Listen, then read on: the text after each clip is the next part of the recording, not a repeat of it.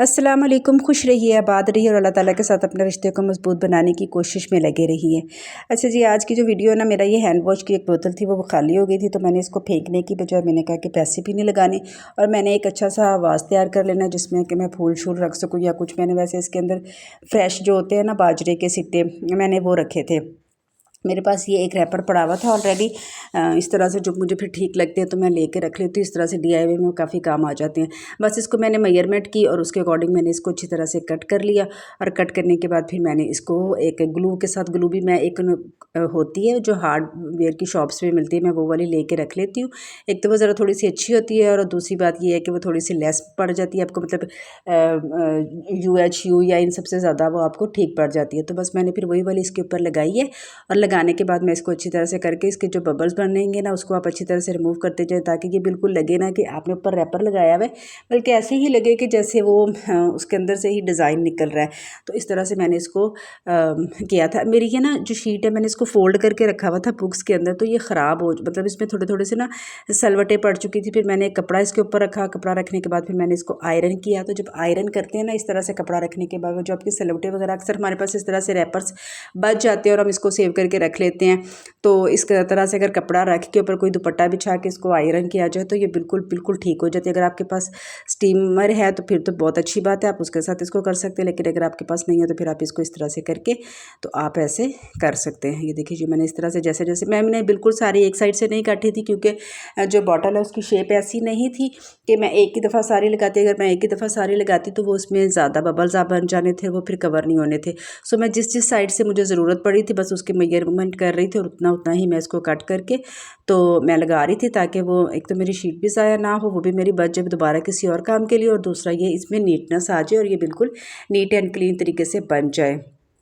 बस मैं इस तरह से इसको लगाती जा रही थी। जहाँ जहाँ पे इसके एजेस जो थे वो भी अच्छी तरह से फिक्स नहीं हो रहे थे, उसको मैं कर रही थी। ये देखिए, ये बिल्कुल भी नहीं लग रहा है कि ऊपर आपने रैपर लगाया, ऐसे लग रहा है वो जैसा डिज़ाइन उसके अंदर से ही निकल रहा है।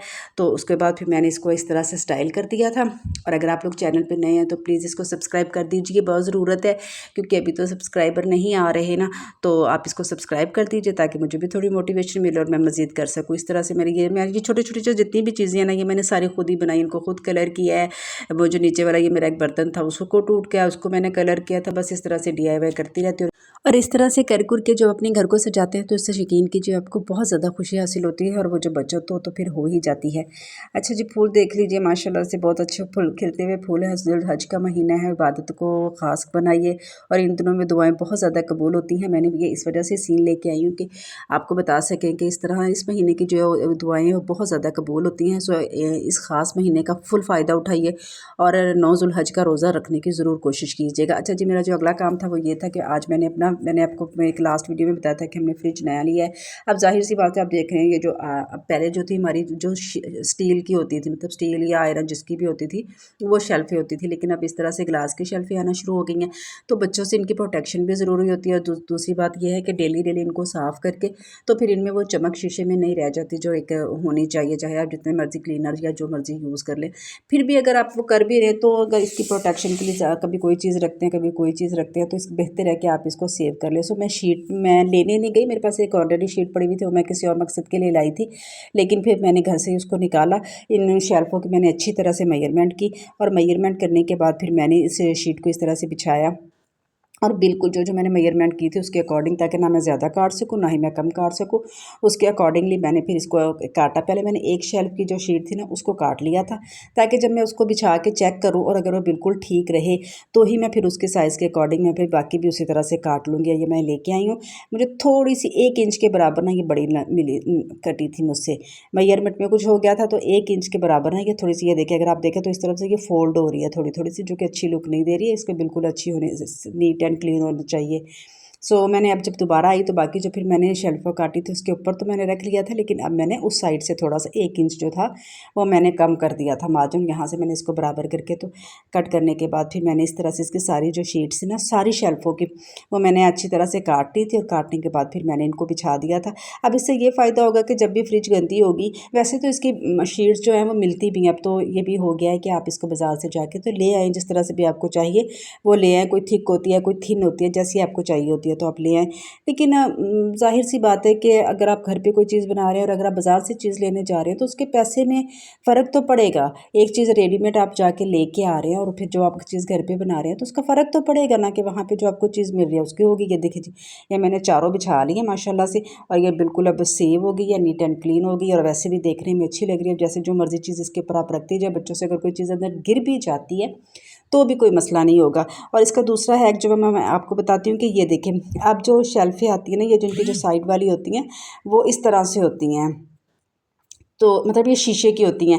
अब ये ना जल्दी निकल आती हैं। जो पहले थी ना वो प्लास्टिक की थी, वो ज़रा ज़्यादा टाइटली इसके अंदर फिक्स होती थी। तो मैंने इसको सोचा कि बच्चे जब कोई चीज़ जल्दी जल्दी निकालने की कोशिश करते हैं तो ये ना कि जो शेल्फ़ है वो बाहर निकल आए, ये जो डोर की शेल्फ़ होती हैं वो वाली। तो मैंने फिर इसको अच्छी तरह से, मैंने एक बड़ी साइज़ की जो टेप होती है वो ली है, और लेने के बाद फिर मैंने इसको फ्रिज के और ये जो जाली है, ये जो आप देख रहे हैं शेल्फ़, इनके जो दरमियान की एक लाइन है ना उसके ऊपर रख के मैंने टेप को अच्छी तरह से लगा दिया है, ताकि वो बच्चे जब कोई चीज़ जल्दी से भी निकाले ना तो वो एकदम से हड़बड़ी में वो नीचे ना गिर जाए और वो जो ये जो शेल्फ़ है ये टूट ना जाए। तो ये भी इसका बेस्ट हैक है कि अगर आप चाहते हैं कि अगर आपके बच्चों के बच्चे हैं, छोटे छोटे बच्चे हैं, तो आप इसको टेप के साथ अच्छी तरह से फिक्स कर दें, ताकि ये जो आपके बॉक्सेस हैं, ब्यूटी बॉक्स, मेडिसिन बॉक्स, जो भी, ये देखें, ये मैं आपको निकाल के दिखाती हूँ। ये देखें, ये अच्छी तरह से, ये देखें कि टेप मैंने लगा दी है और अब ये बिल्कुल अच्छे तरीके से फिक्स होगी। अगर आप चाहें तो इसकी जो दीवारें हैं वहाँ पे भी चौड़ी वाली से बड़ी वाली जो टेप होती है वो आप इसको लगा के तो आप कर सकती हैं। तो आपकी फ्रिज हर तरह से सेव हो जाएगी, कोई प्रॉब्लम नहीं होगी, और आप जिस तरह से इसको मर्ज़ी इस्तेमाल करें, आपकी फ्रिज हमेशा नई की नई रहेगी। अब जो मैंने इसको धोना हुआ करेगा, मैं इसकी ये वाली टेप उतार दिया करूँगी। मैंने ये टेप मंगवाई ही इसी पर्पज़ के लिए है कि मैं इसको साइड पे रख देती हूँ, जब भी मैं इसको धोया करूँगी इन शेल्फ़ों को, फिर मैं दोबारा से फिर इसी तरह से। बहुत शुक्रिया। सब्सक्राइब और शेयर लाजमी कीजिएगा, लाइक ज़रूर कीजिएगा।